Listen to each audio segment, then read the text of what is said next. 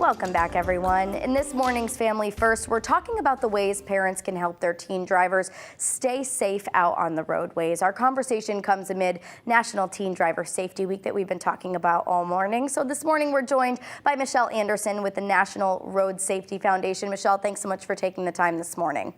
Thank you so much for having me, Lauren. Now, obviously, parents can't be in the car with their teens all the time. Obviously, it is our job as a parent to prepare them and get them ready to drive safely out on the roads. But what are some of the things that parents can do to help really play a role in their teens' driver safety when they're not in the vehicle?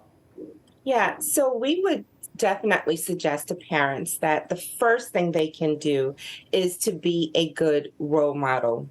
Oftentimes, adults, we have a tendency, we get in our vehicles, we may get on our cell phone, we may not buckle up.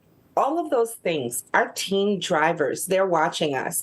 And actually, when they're not with us, they're going to mimic the very thing that they see us doing. So we're asking that adults, please, please, please do your best to behave properly behind the wheel and to be a good role model for your teen driver or for any teen. And then we're also asking that you open the lines of communication. Know what your teen driver is doing when they are not with you. Know who their friends are. Know if their friends have their driver license. What is actually going on? It's so important that the lines of communications are open. And then the last thing that we would strongly suggest for parents is that they understand what the graduated driver licensing laws are in their state. Every state is different.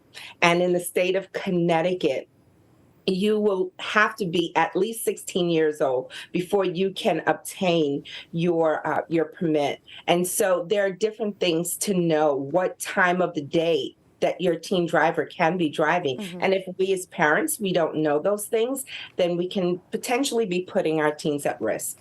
Now, I know that your foundation put out a survey of what the top teen driver safety risks are. What are those? Could you walk us through them? Yes. So, of course, for all teens and for all drivers, distraction is a huge risk for us. We're living in a tech-savvy world, and everyone they're trying to get on these tech devices. So we're asking you, when you get in your vehicle, power down, put it away, and don't just put it on mute or lower the volume, because once you hear that notification, you're tempted to take a look at it to see what it is.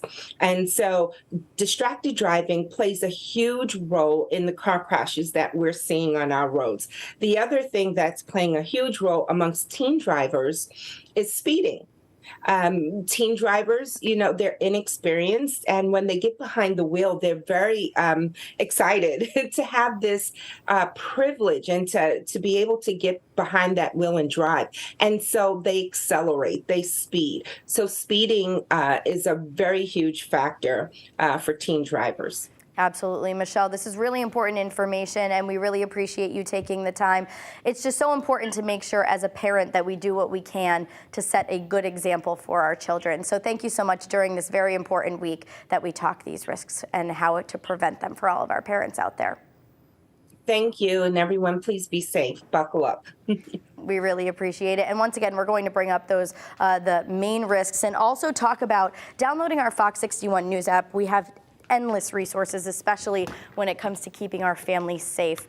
Talking with the Road Safety Foundation is just one small facet about what we're going to be doing for this entire week during National Teen Driver Safety Week.